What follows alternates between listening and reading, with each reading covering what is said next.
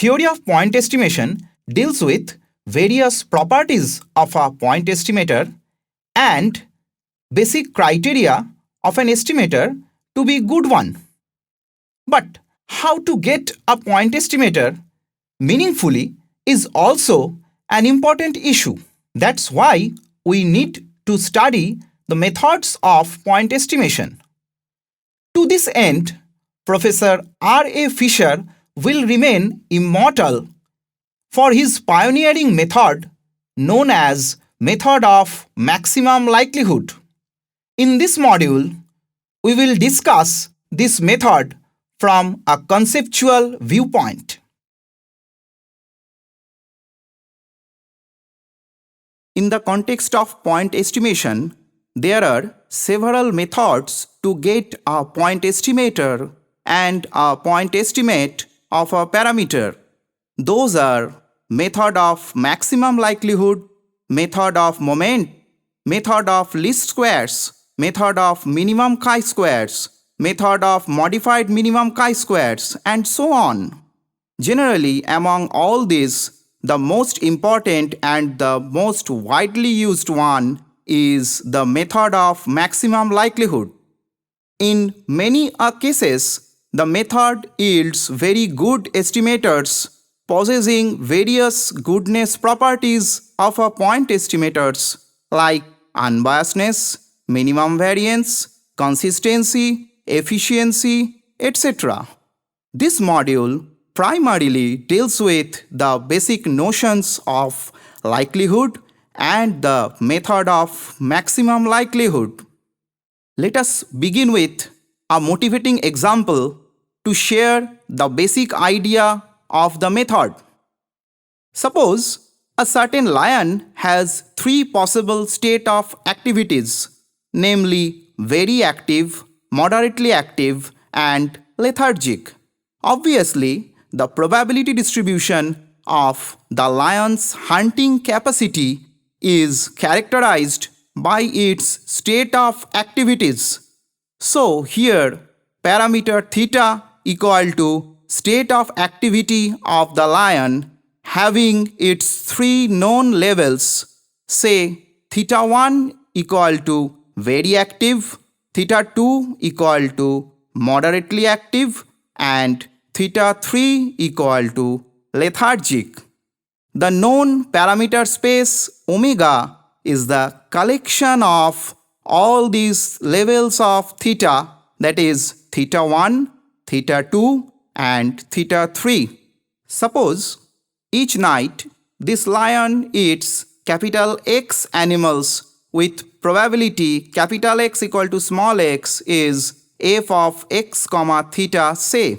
This means x is a discrete random variable and f of x theta is the probability mass function of x assuming value small x for some fixed theta. Then consider the following table. Here 5 feasible values of x are namely 0, 1, 2, 3 and 4. They define 5 columns of the table. Likewise, 3 rows provide the probability distribution of the random variable x under 3 different choices of theta. For example, first row gives the PMF values of x for theta equal to theta 1, etc. So, row-wise, all the tabular entries are PMF values. Now we observe an interesting thing from the table that can lead to the basic notion of likelihood. From the above table, we can say if x is kept fixed at the value 4, then from the last column of the table, we get 3 different PMF values as 0.1, 0 and 0 under the choices theta equal to theta 1, theta 2 and theta 3 respectively. This means The event that x can assume the value 4 is most probable if theta equal to theta 1. Then we can say the most likely value of theta is theta 1. If x is given as 1, in the similar way, then theta 3 is the most likely value of theta. This is evident from the second column of the table, etc. So, given the observations, the most likely choice of a parameter can be treated in general as a very good estimate, because it is hard to believe that any of us prefers least probable or least likely choice of theta. Even from empirical viewpoint also, most probable choice implies the most frequently occurring choice. That means the most common or most likely choice. The estimate of theta so obtained is well known as the maximum likelihood estimate of theta. The method applied to get such estimate is known as the maximum likelihood method of estimation. Let us now formalize this celebrated method of estimation. Let x1, x2, xn be n random sample observations, and the vector x gives the realization on random sample observations. Suppose p of x theta, theta belongs to omega, denotes a family of joint PMF or PDF of the random variables x1, x2, xn characterized by the parameter theta equal to theta 1 up to theta s. Obviously, s equal to 1 means theta is real valued, and s greater than 1 means it is vector valued. Omega denotes the known parameter space. Then, given the vector x, the corresponding family member becomes a function of theta only and is called the likelihood function of theta given the realization vector x, and is usually denoted by capital L theta x, or simply capital L of theta. Theta belongs to the parameter space omega. Let us revisit the table of Lyon's example once more. Here rows, as we already mentioned, give the PMF values of the distribution of x under different fixed choices of theta. On the other hand, the first column gives the value of the likelihood function capital L theta for theta equal to theta 1, theta 2 and theta 3 when x equal to 0. Column 2 provides the same given x is fixed at 1, etc. Any value of theta within parameter space for which the likelihood function capital L theta attains its supremum is known as the maximum likelihood estimate of theta. So, in this example, theta 1 is the maximum likelihood estimate of theta given x equal to 4. Theta 2 is the maximum likelihood estimate of theta given x equal to 2, etc. We should be careful about one thing, that if the choice of theta for which L theta attains its supremum does not belong to the parameter space, the choice is no longer the maximum likelihood estimate of theta. The following example can explain this point. Let probability that capital X equal to 1 is theta and the probability that capital X equal to 0 equal to 1 minus theta, where theta belongs to the open interval 1/4 to 3/4.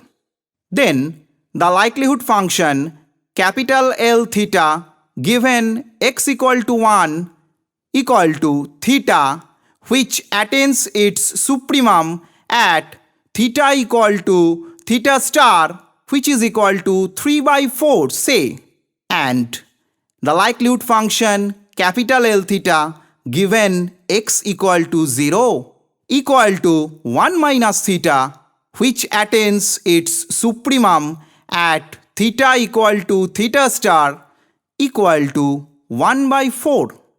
This means the likelihood function capital L theta attains its supremum at some theta star which takes the value either 3/4 or 1/4, that means which does not belong to the open interval 1/4 to 3/4. This means theta star is not the maximum likelihood estimate of theta. In fact, in this example, the maximum likelihood estimate of theta does not exist. Let us now discuss some introductory examples on MLE which will make the basic notions of likelihood function and the maximum likelihood estimation easier to us. Let x1, x2, xn be independently and identically distributed rectangular 0 theta variables, theta belonging to the parameter space open interval 0 to infinity. Then, given the realization vector x, the likelihood function will be capital L theta equal to 1 by theta to the power n, provided all the xi's are less than equal to theta, which is equivalent to saying the maximum of x1, x2, xn denoted by x order n is less than equal to theta, and L theta equal to 0 if otherwise happens. Now, under the region x order n less than equal to theta, the likelihood function L theta takes the positive value, that is 1 by theta to the power n. Also, in this region, the likelihood function L theta, which is equal to 1 by theta to the power n, is clearly a monotone decreasing function of theta. Hence, the likelihood function L theta is supremum when theta attains the value x order n. Also, x order n is positive. Hence, x order n also belongs to the same parameter space as theta. So here the maximum likelihood estimate of theta is the maximum ordered statistic x order n. Now we can discuss one thing as a note based on this example. The thing is that though apparently the form of joint PMF or PDF and the form of likelihood function are same, but from their very considerations they are utterly different. Based on the above example, let n equal to 2, that is x1 and x2 follow rectangular 0 theta independently. then the joint PDF of x1 and x2 is a bivariate function, say small f of x1 x2, which is equal to 1 by theta square, provided both x1 and x2 lies between 0 and theta, and the form of the bivariate function equal to 0 otherwise.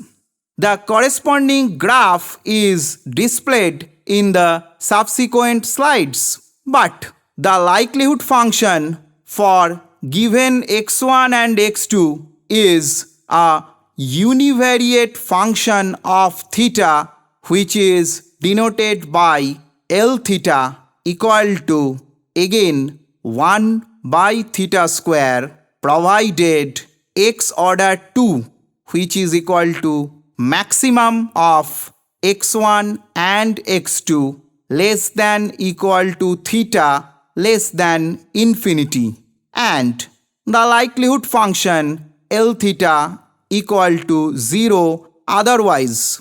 This univariate function is graphically displayed in the subsequent slide. Now we go to another example. Let x1, x2, xn be IID with common PDF fx equal to theta into x to the power theta minus 1 when 0 less than x less than 1 and fx equal to 0 otherwise, provided theta is greater than 0. Then, given the realization vector x, the likelihood function is capital L theta equal to theta to the power n into product over I from 1 to n xi whole to the power theta minus 1. Then the log of the likelihood function is equal to n into log theta plus theta minus 1 times summation I from 1 to n log of xi. Suppose the log of the likelihood function is denoted by small l theta. Then the first order derivative of small l theta with respect to theta is equal to n by theta plus summation I from 1 to n log of xi. By maxima minima principle, the first order derivative of small l theta equal to 0 implies theta hat equal to minus n by summation I from 1 to n log of xi, which belongs to the open interval 0 to infinity, which is actually the parameter space of theta. Also, the second order derivative of small l theta becomes minus n by theta square, which is negative for all theta greater than 0. Hence, from second order condition of maxima minima principle, it is ensured that theta hat maximizes the likelihood function and hence can be used as the MLE of theta. Next we go to another example. Let x1, x2, xn be IID Bernoulli theta random variables. Theta belongs to the parameter space closed interval 0 to 1. Then, given the realization vector x, the likelihood function is L theta equal to theta to the power summation I from 1 to n xi into 1 minus theta to the power n minus summation I from 1 to n xi. Let summation I from 1 to n xi be denoted by a. Obviously, the minimum value of a is 0, which occurs when every xi equal to 0, and the maximum value of a is n when every xi equal to 1. Now we consider the following three cases. Case 1. 0 less than a less than n or equivalently 0 less than a by n less than 1. Case 2, a equal to 0, that is a by n equal to 0. And case 3, a equal to n, that is a by n equal to 1. Now we come to case 1, 0 less than a less than n. Consider the n numbers n theta by a times say, and another number n into 1 minus theta by n minus a times. That means a is the frequency of the number n theta by a and n minus a is the frequency of the number n into 1 minus theta by n minus a. Now using AM-GM inequality, we get a into n theta by a plus n minus a into n into 1 minus theta by n minus a whole divided by n is greater than equal to geometric mean of n theta by a and n into 1 minus theta by n minus a with frequency a and n minus a respectively. After simplification, this inequality becomes theta to the power a into 1 minus theta to the power n minus a less than equal to a by n to the power a into 1 minus a by n whole to the power n minus a. Now, left hand side of the above inequality is nothing but the likelihood function L theta. So, L theta is less than equal to a by n to the power a into 1 minus a by n to the power n minus a when a by n lies between 0 and 1. Now come to case 2 where a equal to 0. Now a equal to 0 implies and implied by xi equal to 0 for all I from 1 to n, which means the likelihood function L theta equal to 1 minus theta whole to the power n, which is supremum at theta equal to 0, that can be considered as equal to a by n. Similarly, in case 3 where a equal to n, now a equal to n implies and implied by xi equal to 1 for all I from 1 to n. In this situation, the likelihood function L theta equal to theta to the power n, which attains its maximum at theta equal to 1, which can be considered as a by n in this case. So, under all the three cases, L theta, the likelihood function of theta, attains its supremum at theta equal to a by n, which belongs to the closed interval 0 to 1. This implies the maximum likelihood estimate of theta is a by n, that is equal to summation xi by n is equal to sample mean x bar. With all this discussion, we have come to the end of module 1. So, if we recapitulate module 1, what we have studied in this module? We have studied some fundamental ideas of likelihood function and the maximum likelihood estimation. We have also discussed the formal introduction and definition of maximum likelihood estimators. All this discussion was supported by some introductory examples which makes the understanding of maximum likelihood method of estimation easier to all of us. Thank you. Before we stop, we should look back to the discussion of this module. Perhaps this module succeeds to explain the basic notions of the method of maximum likelihood to the readers. In this module, we have discussed primarily the fundamental ideas of likelihood function and MLE, the formal introduction and definition of MLE, and some introductory examples. We will again meet with some further and advanced discussion on MLE in our subsequent modules. Thank you.